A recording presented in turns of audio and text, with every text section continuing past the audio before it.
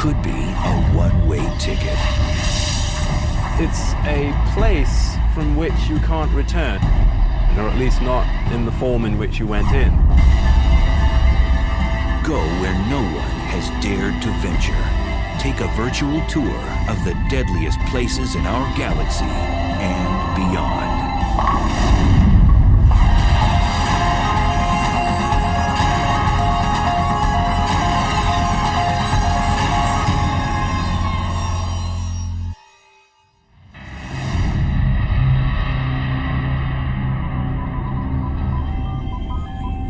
It's the ultimate frontier adventure.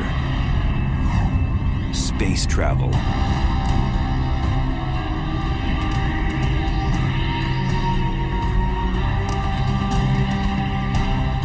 But when trekking through the galactic jungles, one must steer clear of the cosmic hot zones, places teeming with violence and intrigue.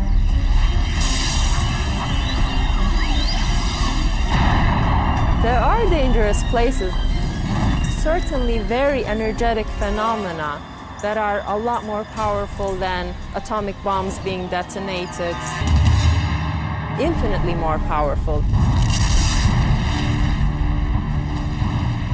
The universe does seem to be a very violent place. It seems to have been born in a violent explosion called the Big Bang, and there's all sorts of violent processes going on.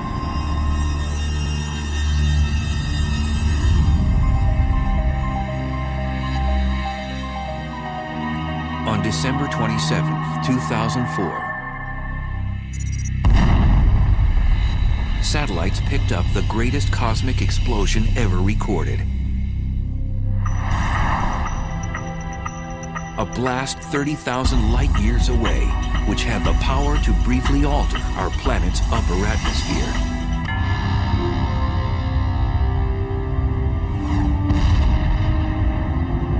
The blast was caused by a magnetar, the densest and one of the most dangerous stars in space. The magnetic field strength of a magnetar is about 1,000 trillion times the magnetic field energy of the Earth. And for reference, this would wipe the information off a credit card at a distance of about 100,000 miles away. Now this distance is sort of half the distance to the moon, so it's very nearby by astronomical standards. These mischievous stars have the strongest magnetic field in the universe. Scientists have confirmed 12 of these rare stars in our galaxy, and there may be more.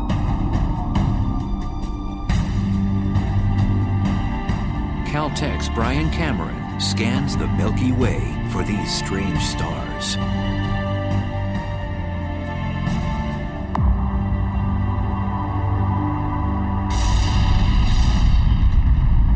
Magnetars are a special class of neutron stars with ultra-strong magnetic fields, the densest form of matter in the universe. The first magnetar showed itself in the form of a high-energy event that was detected in the late 70s, although at the time we didn't know that it was a magnetar. It wasn't until the early 90s that researchers suggested that these objects were dominated by magnetic fields, and that the magnetar theory was actually confirmed. Magnetars are born out of the death throes of massive stars. When a star dies, it begins to collapse and go supernova. Sometimes a dense neutron star forms from the cinders of that supernova explosion. During the process, a few neutron stars become magnetars, which possess a strong magnetic field. These stars eject high-energy emissions of X-rays and gamma rays. We think that normal neutron stars are born from regular stars that are something like 10 or 20 times the mass of the sun. But there's evidence that magnetars are born from possibly even more massive stars than this, something like 40 times the mass of the sun. Typically, a star of such mass would be too heavy to form a neutron star. Instead, its mass would collapse into a black hole. Black holes are formed from cramming a certain amount of mass in a certain volume, and for whatever reason, these stars are unable to do that. One theory is that some massive stars undergo a weight loss program right before exploding as a supernova, losing 90% of their mass. So instead of collapsing into a black hole, the emaciated star becomes a neutron star with extreme magnetic powers. When the magnetic force gets incredibly strong, it deforms the magnetar's crust, creating seismic events called starquakes on its surface. Eventually, this crust breaks under the stress, and the magnetic field reconfigures itself into a lower energy state.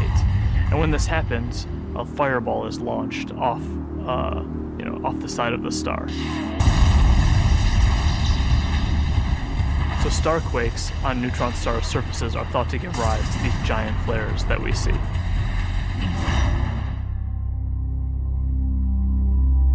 After a magnetar undergoes one of these flares, it outshines all the stars in the galaxy for the few tenths of a second that it's taking place. Within these giant flares are short bursts of gamma rays which move at the speed of light. The giant flares from magnetars are gamma ray bursts. They're very short in duration, less than a second, and have very hard X-ray spectra compared to another class of gamma ray bursts. If a deep space traveler veered off course and was unlucky enough to pass within 700 miles of one of these massive objects, the consequences would be horrific. The magnetic field of the magnetar can literally warp the atoms in human flesh, and its gravitational forces would tear a person apart.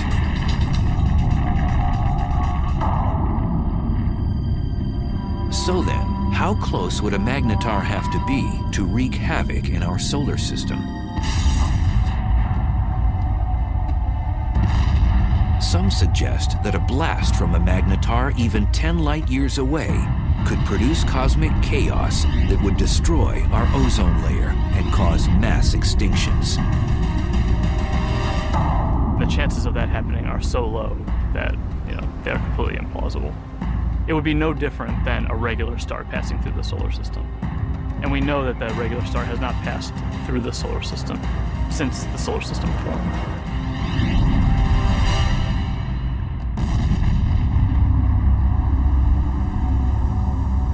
Scientists think that magnetars are only a few thousand years old and will become dim after 10,000 years.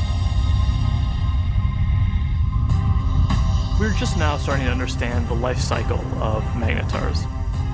We think that they're very young, but how young is still uncertain.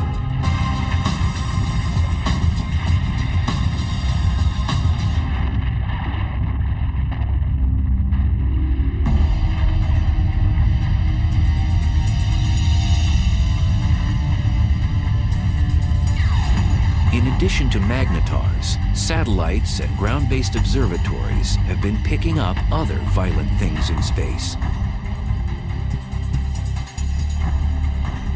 Scientists have now confirmed the existence of a phantom-like force that's so strong that it might very well be the most vicious phenomenon in the universe.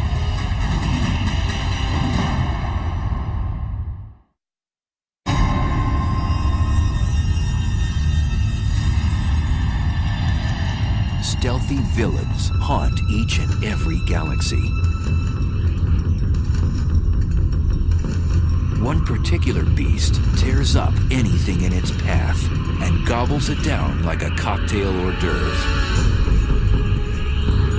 It's one of the most bizarre and destructive phenomenon in the universe, a black hole. I think a black hole is the place which is more violent than anywhere else in our universe. It It's like going over the edge and you can't get back.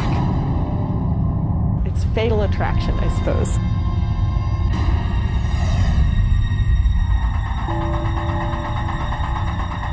A black hole is a region of space where the pull of gravity is so immense that nothing can escape it, not even light.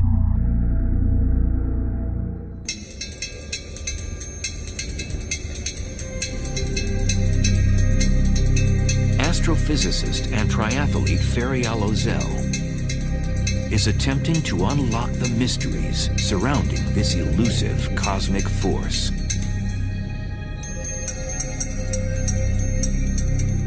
In a black hole, the gravity is so strong that no other force can compete with it, so everything collapses to a single point.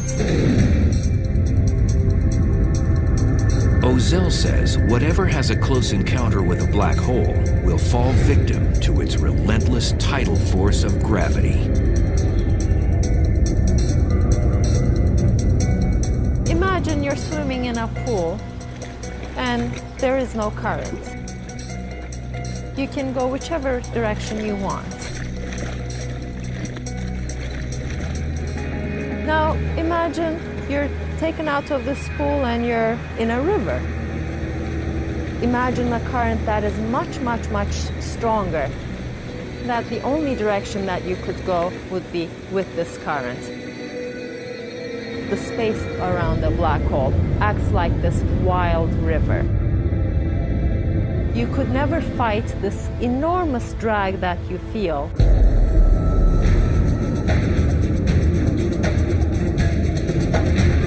As an object approaches the edge of the black hole, called the event horizon, it reaches the point of no return. As you come closer and closer to this event horizon, you would already be approaching this extremely fast motion of space under you. And your only future direction is now into the black hole.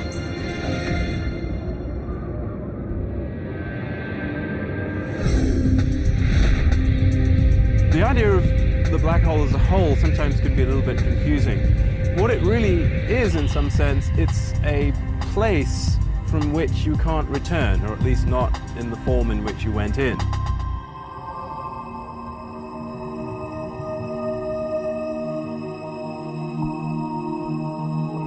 Black holes are difficult to detect because, as the name suggests, you cannot see one by itself because it's black. But scientists have spotted a black hole when its gravity affects something else in space, such as a passing star.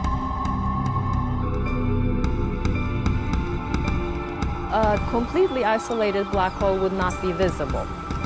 What we really see from a black hole is actually the hot material that's swirling around it and that's being sucked into it. So in the neighborhood of these powerful black holes, you'll get a lot of radiation resulting from the black hole pulling in material and stretching it and twisting it as it's falling in. Black holes consume anything in close range, and there are billions upon billions of them prowling the universe.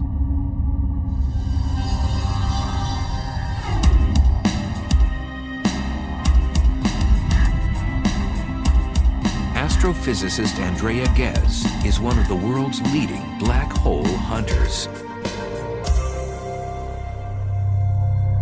Black holes are not picky eaters. They'll dine on whatever get nearby. So they will happily eat gas. They will happily consume a star or a planet. When a black hole dines on a star, it does so first by tearing it apart. You might think of silly putty being stretched out, and then it just streams on in, sort of like water going down a drain. It's completely pulverized.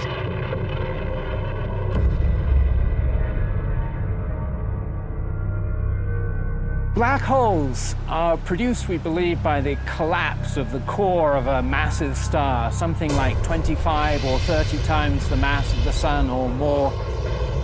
When it comes to the end of its lifetime, a massive star burns its core all the way past helium, carbon, nitrogen, oxygen, all the way to iron, which has no more nuclear fuel. And when that iron core builds up to a certain mass, there comes a point where it can no longer support itself, and the core will collapse all the way to a black hole, producing at the same time a supernova.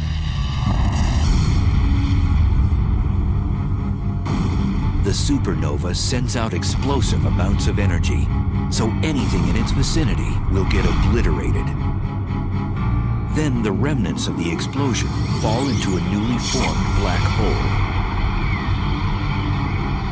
And it seems the key to the black hole's allure is gravity. Gravity will pull things around, just like the sun's gravity pulls the planets around. In fact, stars will happily orbit the black hole for most of its life and won't actually be sucked in. These stars are actually safe from the fatal attraction of the black hole. But if you do venture too close, like extremely close to the edge, then you do get sucked in. Scientists believe there are millions of wayward black holes throughout our galaxy, the Milky Way. And because we can't readily see them, one could be right next door. So how close does something have to be to get sucked into a black hole? Too close to a black hole is about the distance between the sun and the Earth, but that is certainly too close. For future space travelers, death by a black hole would be a violent way to go.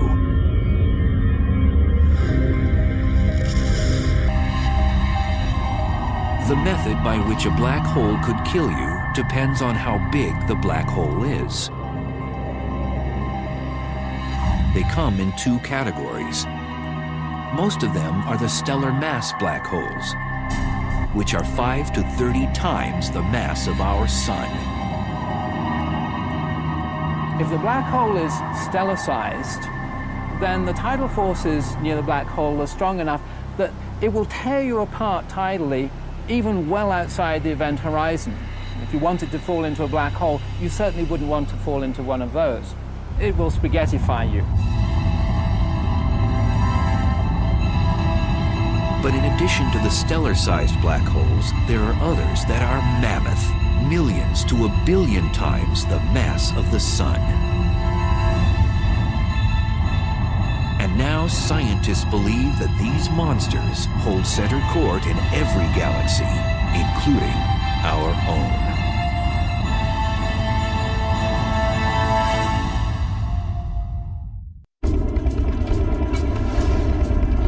Black holes.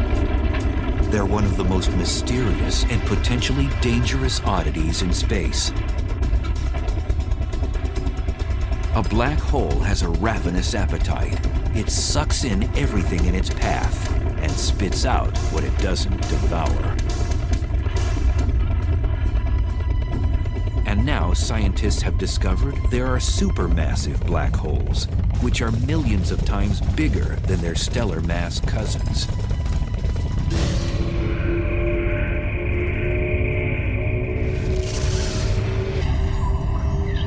And evidence suggests that supermassive black holes were born after the Big Bang, when the universe was first created.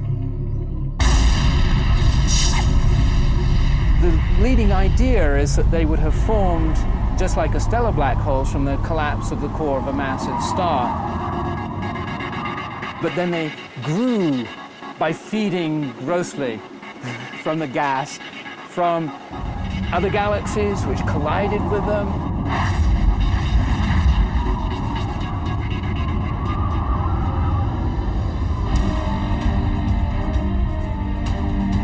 Scientists have discovered that these black ogres wield their power in the center of galaxies.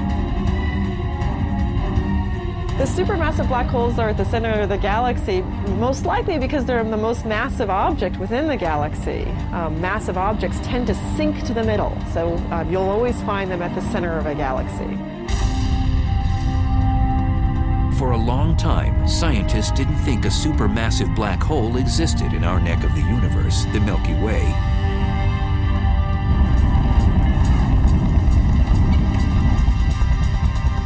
But in 1995, astrophysicist Andrea Ghez set out to prove one exists.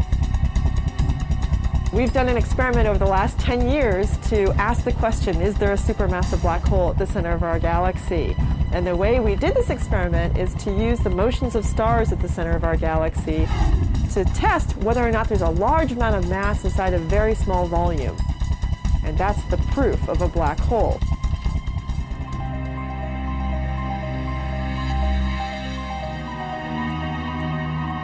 At the Keck Observatory in Hawaii, which houses one of the largest telescopes in the world, Ghez began using a groundbreaking technology called adaptive optics, which brings into focus faraway objects. So this is without adaptive optics. This is what you would see. In this big square, there's nothing. We turn adaptive optics on, and you see the stars. This region contains the stars that provide the keys to our experiment. So we want to watch how these stars move. Ghez noticed that there was a large cluster of stars orbiting around an invisible object at the center of our galaxy. And they were moving at an unusually rapid rate. So we can actually see these stars that are really close to the center, and we can watch them go around. Those stars go around the black hole just the way the planets orbit the sun. The orbits tell us where the black hole is, so it's located right where the star is. That's the center of our galaxy. And the details of exactly how fast these stars are going around and how tight the orbits are tells us the mass of the black hole, which we think today is 4 million times the mass of our sun. For Ghez, confirming that a supermassive black hole indeed exists at the heart of our galaxy was like summiting Mount Everest. It was incredibly exciting to discover the supermassive black hole at the center of our galaxy, simply because it was a question we had set out to address. The question, is there a supermassive black hole? We could design an experiment that actually got at it.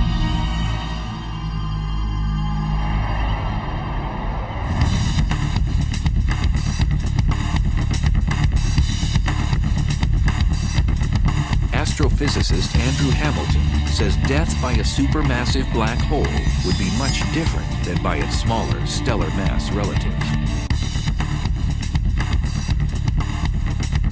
If you want to go and be a tourist and have the ultimate experience of falling inside a black hole and finding out what's really there, go visit a supermassive black hole.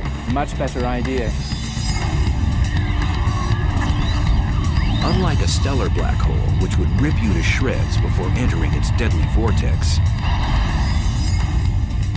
a space explorer could actually experience free-falling inside a supermassive black hole. Inside a supermassive black hole, it turns out that even though the black hole is more massive, it's also much larger in size, and that means that the tidal forces are weak enough that you could pass through the event horizon and fall deep inside the black hole without being tidally torn apart. But deep down inside the black hole, the centrifugal force of the rotation of the black hole provides effectively a repulsion. If there's any matter at all inside it, then stuff that's falling in will tend to collide with stuff that's trying to get out. And the result of that collision of energies is an unimaginably chaotic maelstrom of super hot, dense plasma. And in that case, your fate is that it can roast you.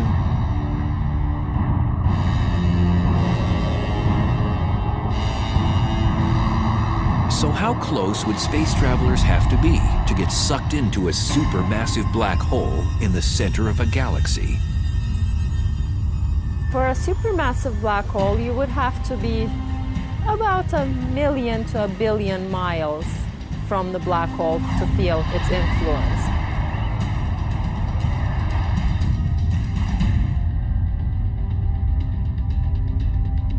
Over the years, the Chandra X-ray Observatory has caught our galaxy's supermassive black hole nibbling on cosmic matter, not binging like other supermassive black holes.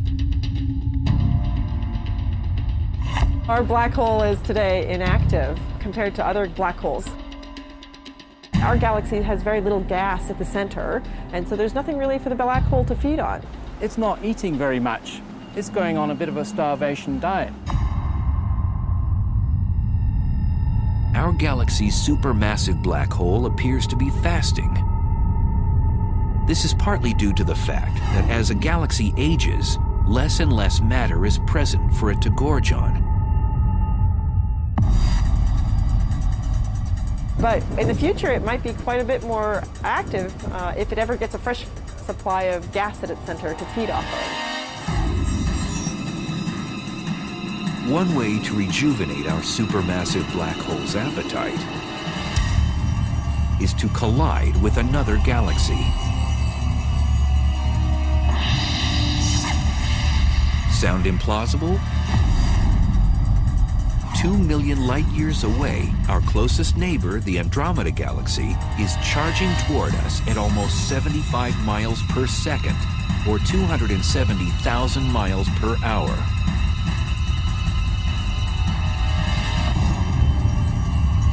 In the future, scientists predict the two galaxies will collide. And upon impact, the larger galaxy may engage in one of the most primitive acts known in the universe.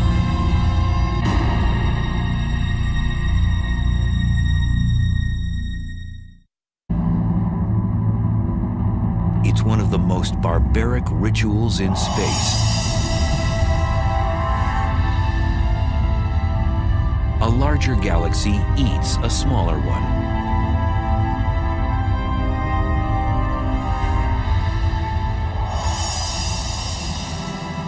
The scenario isn't a science fiction writer's fantasy. It's a cosmic reality.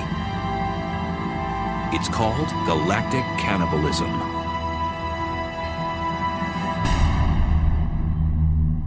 The ghastly event can occur on the celestial highway when two galaxies have a head-on collision.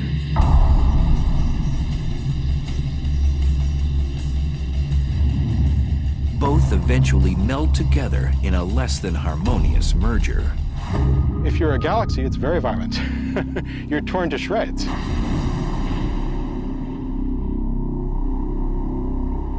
Joshua Barnes studies galaxy mergers. Acting like a crime scene investigator, he admits his research is a bit like inspecting a car crash. Imagine that you come across the scene of a car crash.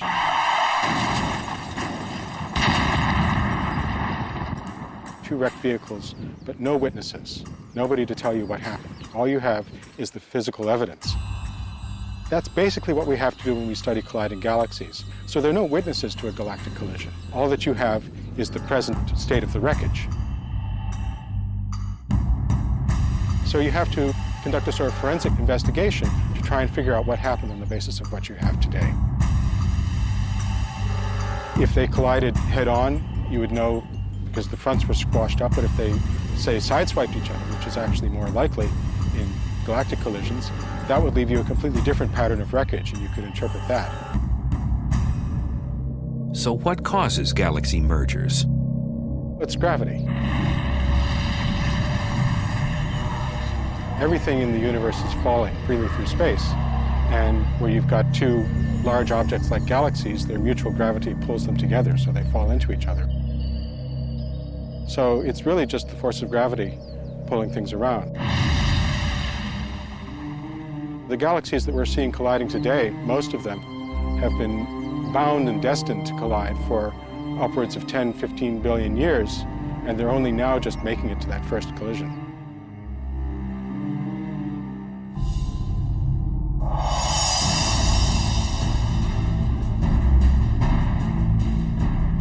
Our own galaxy, the Milky Way, is moving toward our neighbor, Andromeda. Both galaxies are spiral in shape, but Andromeda is about twice as massive, with a supermassive black hole, the mass of 30 million suns.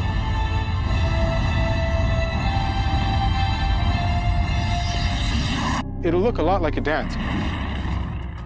And you see the two galaxies come close together, so they kind of dance around each other, getting closer and closer and moving faster and faster before they finally come together. But at the point of impact, these galactic dancers will do more than pirouette. Each one has a spiral disk of stars, and then surrounding that, a halo of dark matter, invisible material that we can detect by its gravitational field. These two dark halos, which are much larger, will overlap as the galaxies pass by. Eventually, as the two galaxies spiral around each other closer and closer, you can no longer distinguish them as separate systems, and finally the nuclei merge.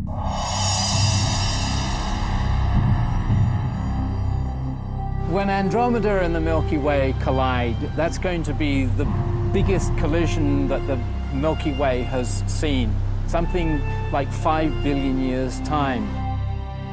The good news is that we, the solar system, will have a grandstand view. What will happen is that two galaxies, their spiral disks, are going to get tidally torn apart into fantastical shapes.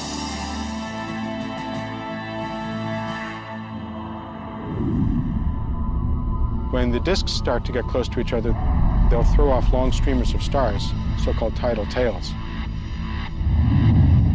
And what happens to the sun and the solar system, should we still be around, it really is hard to predict. We could get lucky and be on one of those tidal tails and get a sort of bird's eye view of the whole process as we fly out. Or we could get thrown into an orbit plunging towards the center of the merging galaxies. There's basically no way to say.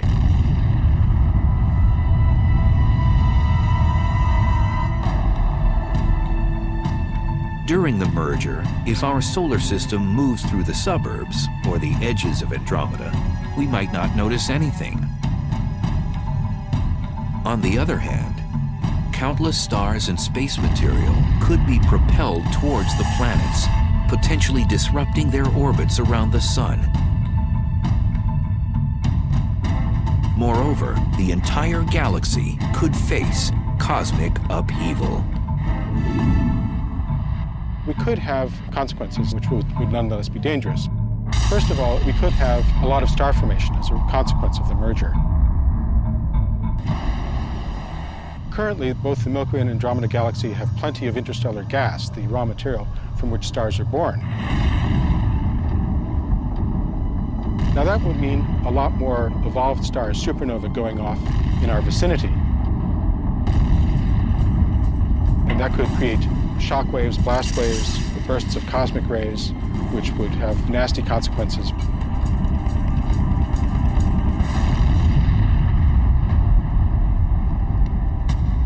After the merger, the fate of our solar system is uncertain, as the supermassive black holes of Andromeda and the Milky Way vie for power in the newly jumbled galaxy.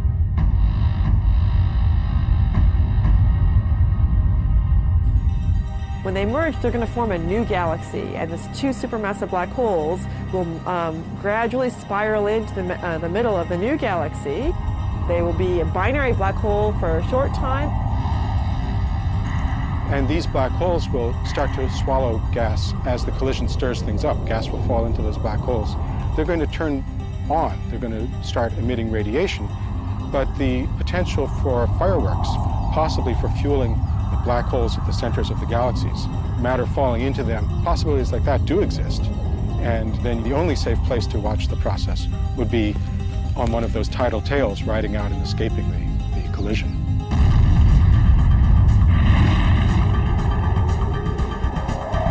Some scientists think that Andromeda's larger supermassive black hole will eventually consume the Milky Ways. The two black holes will spiral in the center and become a binary black hole, and ultimately will merge with one another to become yet an even bigger supermassive black hole.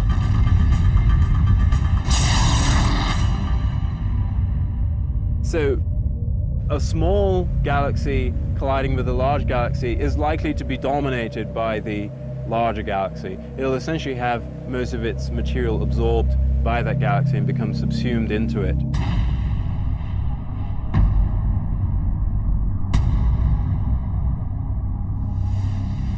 Scientists believe galaxy mergers are a way of life in the universe. Modern galaxies, including the Milky Way, have grown larger by cannibalizing smaller galaxies. Every galaxy that we see has probably been through many collisions. The Milky Way has a central bulge of stars, which are probably the relic of a previous collision. Most scientists agree that the much-anticipated merger between the Milky Way and Andromeda won't happen for at least 3 billion years.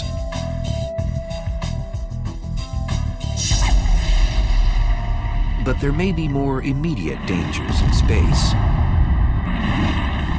In cosmic neighborhoods millions of light years away, there are hyperactive galaxies that have become the big bullies on the block.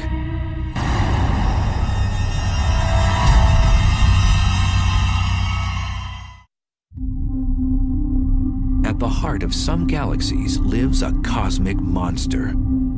It transforms a run-of-the-mill galaxy into one of the brightest and deadliest in space. Quasars are peculiar objects, each powered by a supermassive black hole that continually swallows large amounts of matter, 10 to 20 stars every year. At the core of these objects lives a very large black hole. And the role of that black hole is to actually generate a huge amount of energy.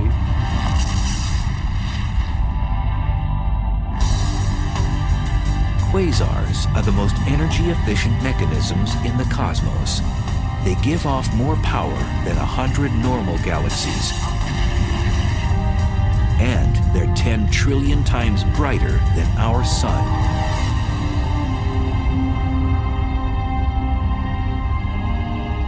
So how are quasars created in the universe?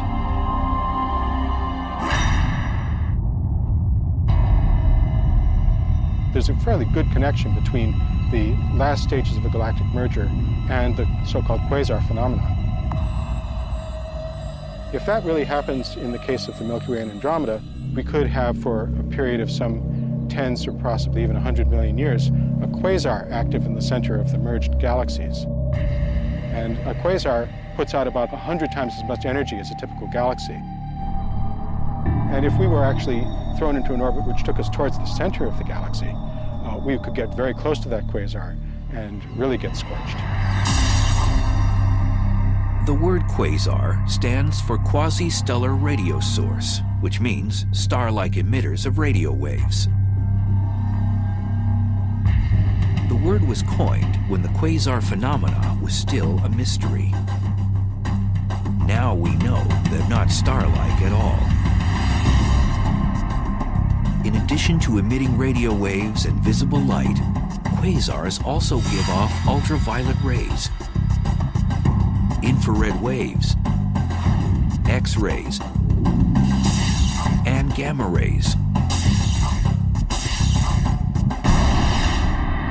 All deadly if something or someone gets too close. A quasar is a supermassive black hole at large distance that is active. It's powerful, it's emitting light, and we can observe it in many wave bands. Quasars were first discovered in the 1960s, but as radio telescope imaging got better, astronomers discovered that some of those quasars also have powerful jets beaming out of them. These particular quasars are called blazars, probably some of the most violent phenomena in the universe.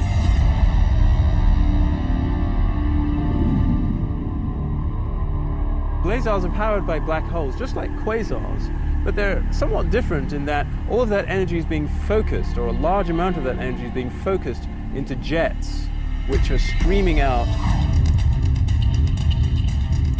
A blazar's aggressive plasma jets produce radiation in the form of radio waves all the way through the spectrum up to high-energy gamma rays.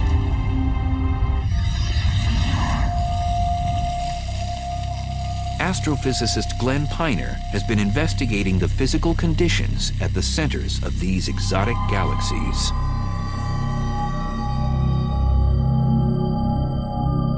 We can use this fountain to visualize the geometry of a blazar. If that circular base of the fountain represents the accretion disk, then the jet of water that's coming up represents the jet of plasma coming out from the blazar. And if the Earth is sitting up in the direction that that water is going, then we would see this object as a blazar. For an astronomer, it's like looking down a fire hose. It really gets you in the eye. You see this bright, blazing thing that we call a blazar. These blazar jets move exceptionally fast. The fastest observed move at 99.9% the speed of light. If you were to take a small object like this bowling ball and you wanted to accelerate it up to 99.9% of the speed of light, you would have to give this bowling ball all the energy produced in the world for an entire week to accelerate it to that speed.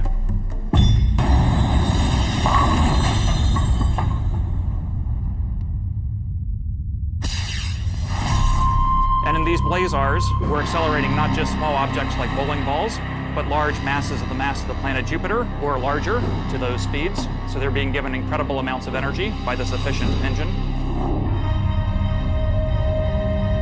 Blazars pose unimaginable consequences to cosmic objects that get too close to its deadly jet. If there was a planet relatively close, a few light years from the actual jet, the radiation on that planet could be millions of times what it gets from the star. It would be continually exposed to high levels of radiation. So I don't think we want to look for life on a planet that would be orbiting a star that's in a blazar jet. Scientists link radio telescopes all over the world to achieve the magnification needed to zoom in on a blazar jet. So to give you an analogy for what kind of magnification that is, that would be magnification sufficient to read a newspaper that someone was holding in New York from Los Angeles. We'd love to look as close to the central black hole as possible so we could actually figure out how nature is accelerating these jets and getting them up to such high speeds. And we'd also like to know what it is actually that the jets are made of, because it turns out that's something that's currently not known. Until more is known about blazars, astronomers will keep a neighborhood watch for them, as well as all the other dangerous places in our uncontrollable universe. Definitely there are violent events going on in the universe. Much, much more energy than we can even imagine on Earth. There are trillions of suns shining all at once. Those are the kinds of energies that we're talking about. But in that case, the fact that we are far away from them helps the survival of our species. If we're actually traveling through space, then definitely we will have to be worrying about these events.